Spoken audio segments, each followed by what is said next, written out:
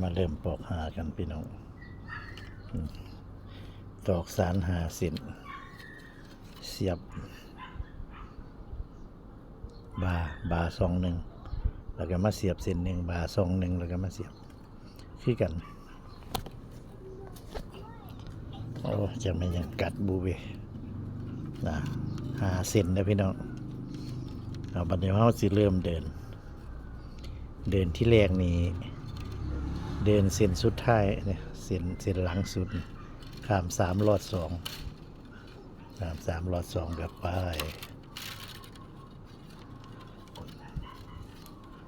กลุ่มไว้ดีๆเดี๋ยวมันสิหลุดออก มันอยากหลุดออกเลยมาเป็นเส้นกลาง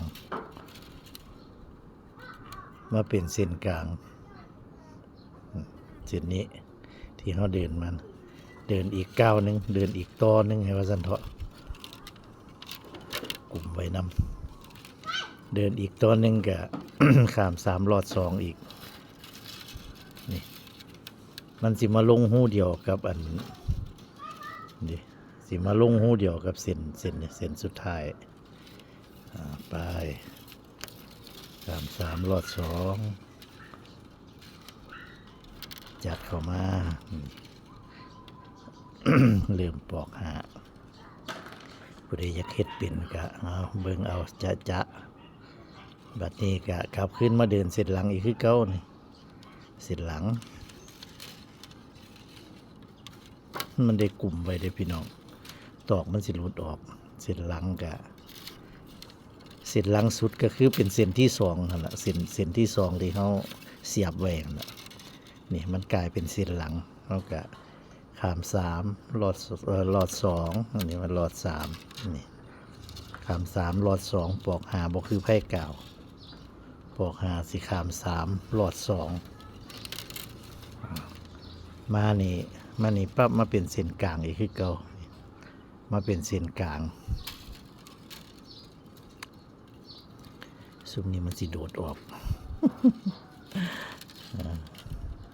นี่มันมาเป็นเส้นนี้เนี่ยเส้นกลางเนี่ยหลุดระบาดเนี่ยเส้นเนี่ย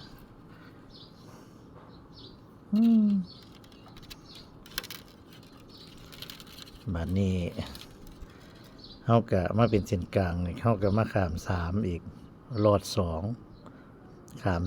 3มันก็สิมาลงกันกับเส้นที่มันออกมาเนี่ยเลยลอด 2ไปปึ๊บไปแล้ว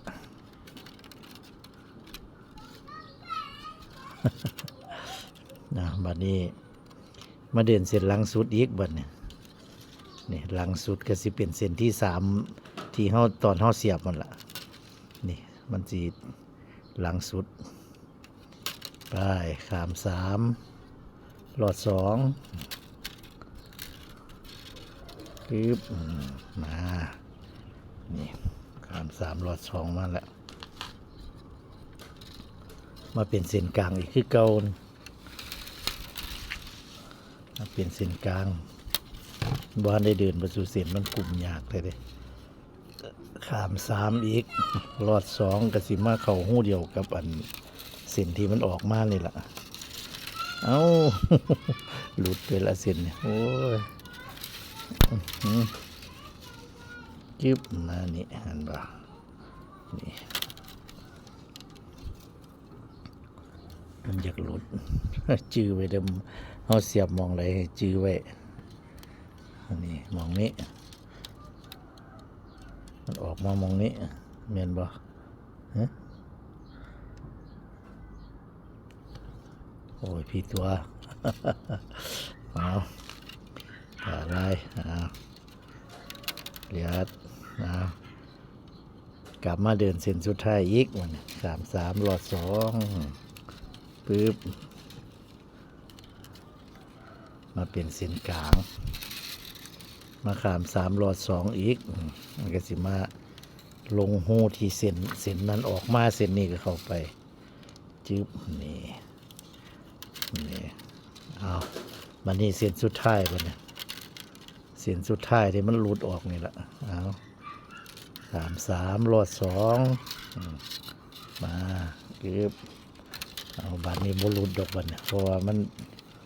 เดินบ่สู่เส้นแล้วนี่33รอด2ก็สิมาลงหูเดียวกันกับเส้นที่ออกมานี่เก็บจัดเข้าให้มันแยบกันเลยเด้อพี่น้องจัดให้มันแจบกับอันกระบะมืดมันเลยเพราะว่ารอบแรกนี่เราต้องเอาให้แจบกับกระบะมืดรอบต่อไปเราจะค่อยเอาอันนั้นขึ้นเอาบัดนี้เดินข้าม3รอด2ไปเรื่อยๆบัดนี้บนรุดบัดเนี่ยเพราะว่าเราเดินครบบัดสุดเส้นละเดินครบ5เส้นละระวังตอกสิฮักเถอะเนาะเส้นหนึ่งเข้าเส้นหนึ่งออกอย่างนี้แหละเก็บกลับคืนมาเดินเส้นหลังตอกสั่งมันออกสิได้หักอันจัดไปเรื่อยๆปึ๊บมานี้ตอกสารก็เป็นคอปูนึงเลยพี่น้องไม้มันเป็นไม้ทอนกกแล้วมันเป็นคอปูสีโบนั่นดีสีโบอันละเอียดดีคืออันไม้ทอนกลางทอนปลายบันไดแต่ว่าห้องก็ต้องเอาคือเก่าเสียดายมันไม้ทอนกกมันเอามาจักกระยากตอกสารมันขอมันจะเป็นจง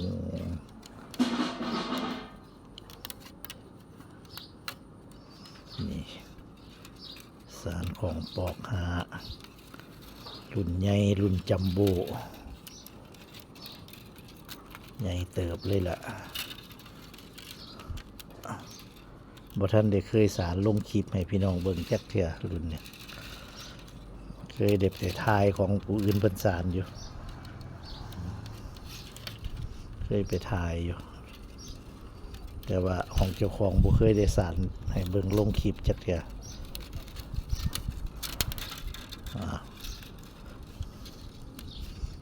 นี่เดินเสร็จหลังข้าม3รอด2นี่ลายปอกหามันก็สิประมาณนี้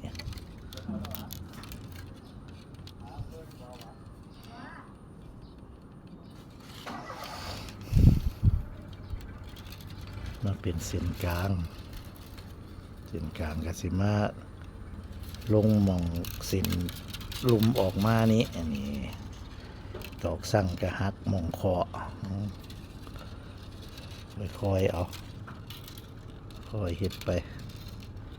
แต่หลายรอบไปแล้วมันสิอยู่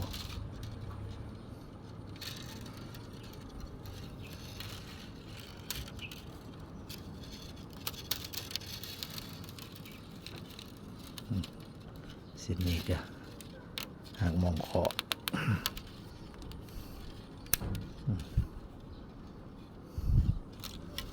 จัดบ่ทันได้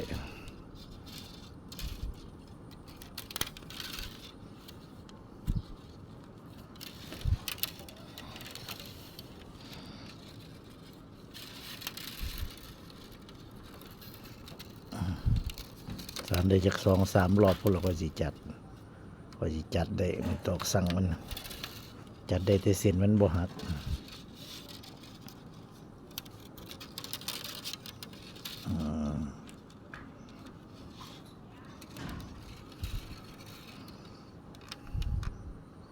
มันหักหม่องคอมันหักก็บ่เป็นหยังเฮาก็สาร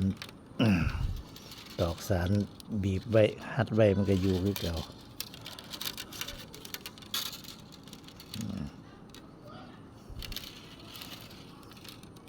จะคือกันกับเฮาตอก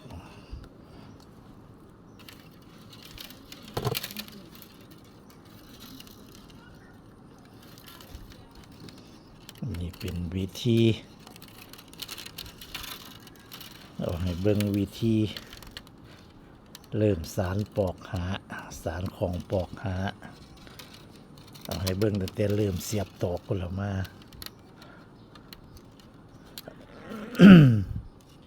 ว่าตอกเฮาเสียบแบบใดเฮาก็เอาให้เบิ่ง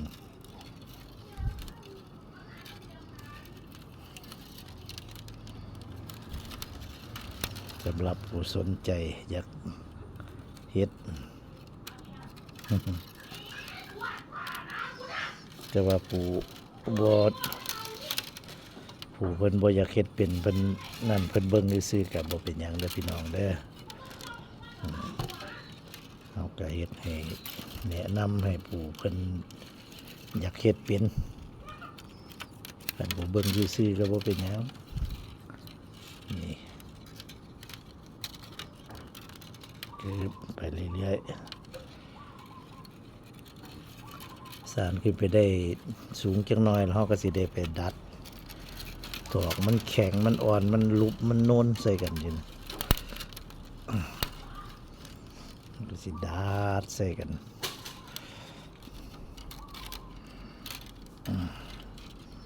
รุ่นไปน้ำกันเด้อพี่น้องเด้อ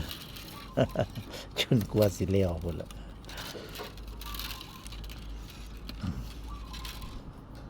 ของปอกหาของใหญ่ของใหญ่ FC เพิ่นจากเพิ่นอยู่ไสบุเพิ่นสั่งมาเพิ่นอยากได้รุ่นใหญ่ก็เลยจัดให้เพิ่นเลย2หน่วยเขาสมเพิ่นว่าหน่วยหนึ่งเอาธรรมดาหน่วยนี้เพิ่นให้เอาหน่วยใหญ่พิเศษ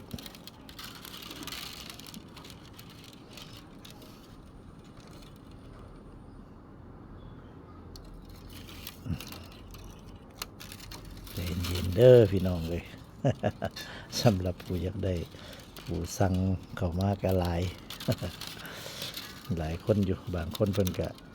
สั่งไล่หลงเอารุ่นพิมพ์นิยมเอารุ่นที่สารไปเรื่อยๆสารในเบื้องเรื่อยๆรุ่นที่ขายดีที่สุด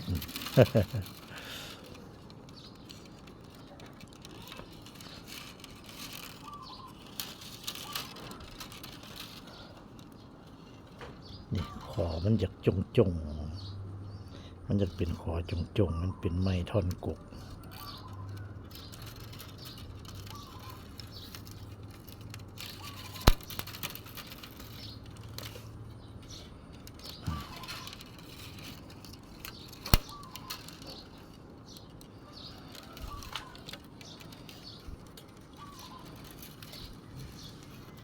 ไม้มันเป็นไม้ติวยักตายเด้ครับป้านั้นไม้มัน ไม้มันแก่แล้วมันติวมันยักแข็งเวลาเขามาเหลามันก็สิเป็นประมาณนี้เนี่ยเป็นดังๆไว้เนี่ยบ่คือไม้อ่อนนี่ติวมันสดดีแต่ว่าความทนทานเนี่ยมันก็สู่ไม้แก่บ่ได้ไม่แก่2-3 ปี3 ปี4 ปีมันสิดีกว่าแต่ว่าคันแก่หลายก็พอยอีกเด้แก่หลายก็บ่เหนียวไม่ก็ได้บ่เกิน4 ปีพอดี2-3 ปี4 ปีนี่แหละ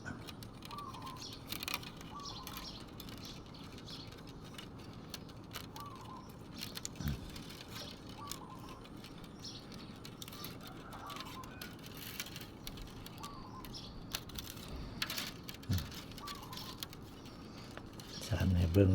ซาๆเก็บ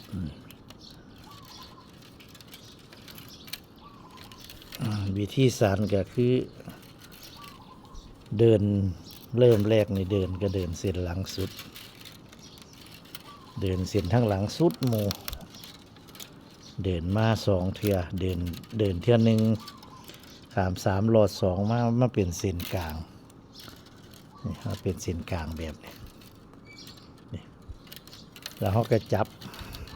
บเดินต่ออีกเดินต่อนี่มันสิมาเป็นเส้นกลางอยู่กลางมูลให้ทั้งลุม2ทั้งเทิง2 เขาก็จับมาเดินต่ออีกถ้านับมา3 เส้นเนี่ย1 2 3เขาขาม3หลอด2มันก็สิมาลงหูเดียวกันกับเส้นทั้งหน้าสุดออกมานี่เส้นทั้งหน้าสุดมันออกมามันออกมานี่เส้นนี้ก็สิลงไปนี่พอดีไปคัดกันอยู่นี่พอดีปอกหาเดินขึ้นกันกับไพ่เก่าล่ะแต่ว่าไพ่เก่ามันสีขาม3หลอด3บอกหาขาม3หลอด2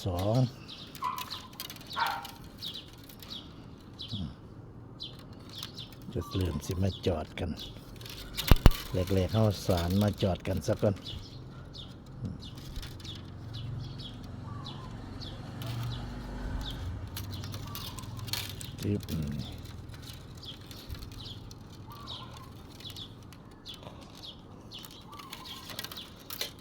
สารมาจอดกันแล้วก็จัดให้มันลงจัดให้มันลงคุ้งอันกระบะเหมือนมันตอกกระบะเหมือนมันซะก่อนปัดห้าสารไปได้อีกจักระยะหนึ่งแล้วเขาก็จังค่อยเจิดขึ้นเอาสีสารให้มันห่างขึ้นบอรอบต่อไปเนี่ยคือสีบอให้จัดบอให้ตอกมันลงมาคุ้งกันบุจุกันสิจงช่วงไว้เป็นปองไว้ปองตอกหา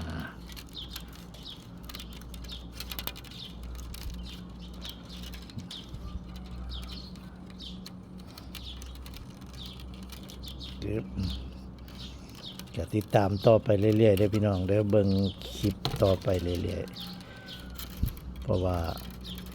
แต่ละคลิปนี่เฮาก็สิบ่ได้เฮ็ดจนถ้าของแล้วหน่วยของเฮาสิเฮ็ดไปให้เบิ่งเป็นช่วงไปนี่กันมาฮอดนี้แล้วเฮาก็สิเริ่มให้มันเจิดขึ้นบัดนี้นี่มันมารอบแล้วมันมาจุกันแล้วเขาก็เริ่มมันนี่ตอกมันก็อยากปีนดิอยากเอาทั้งท้องออกนอกเลยตอกก็ดิ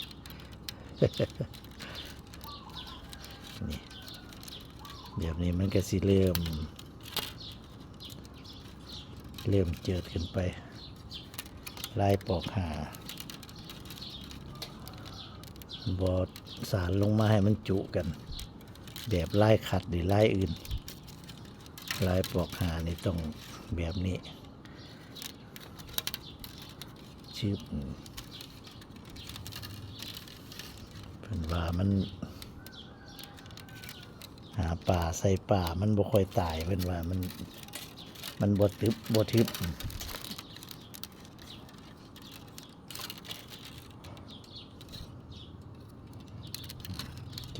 หลังสุดมา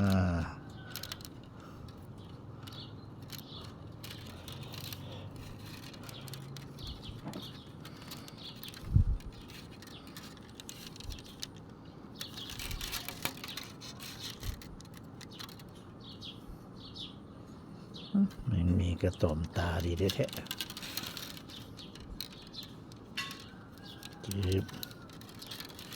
ขาม3หลอด2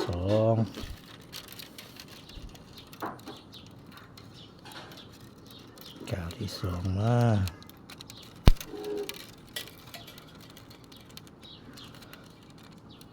เวลาเฮาเฮ็ดไม่ตอกสารนี่ให้เฮาคำนวณเบิ่งเลยพี่น้องออนไลน์กับบ่ดี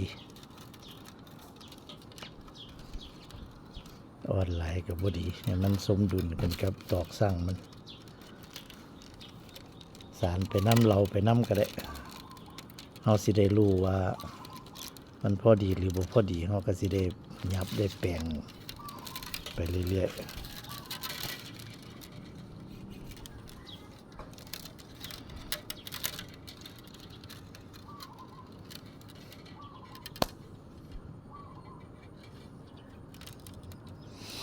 จะให้เฮ็ดเส้นน้อยเส้นเรียบตอกสารมันเส้นน้อยเส้นเรียบเวลาสารมันก็ออกมางาม สารแล้วมันสิออกมางาม แต่ว่าคันเฮาเฮ็ดเส้นใหญ่ออกมามันก็บ่งามแต่ว่าสิได้ความแข็งแรงกว่าเพิ่นว่าคันเฮ็ดตอกสารมันแข็งมันเส้นใหญ่แดมันก็สิเฮ็ดให้อันของเฮาแข็งแรงนะเพิ่นว่ามันทน แต่ว่าก็สิบ่สวยงามเพราะปานตอกเส้นน้อยปานใดนี่พี่น้องก็มักแบบใดก็จัดเอา จัดเอากึบ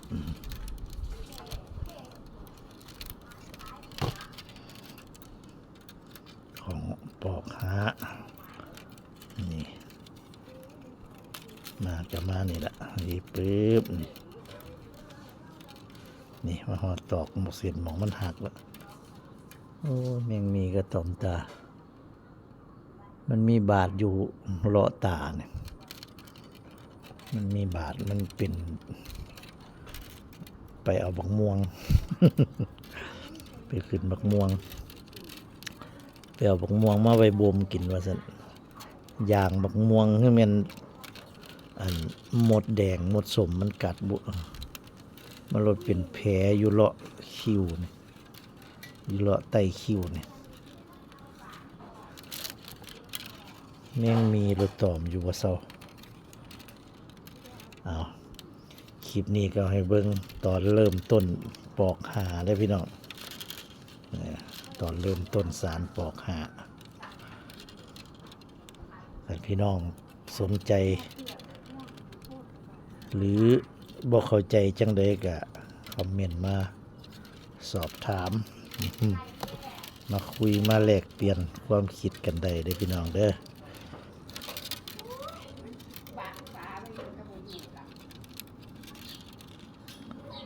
สำหรับคลิปนี้ก็ให้เบิ่งซ้ำนี้ซะก่อน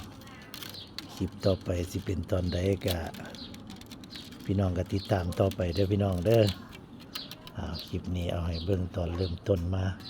แล้วก็มาสารมาจอดกันแล้วก็เริ่มเจิดกันนี่สิละคลิปต่อไปจะเป็นตอนใดก็ติดตามต่อไปสวัสดีครับ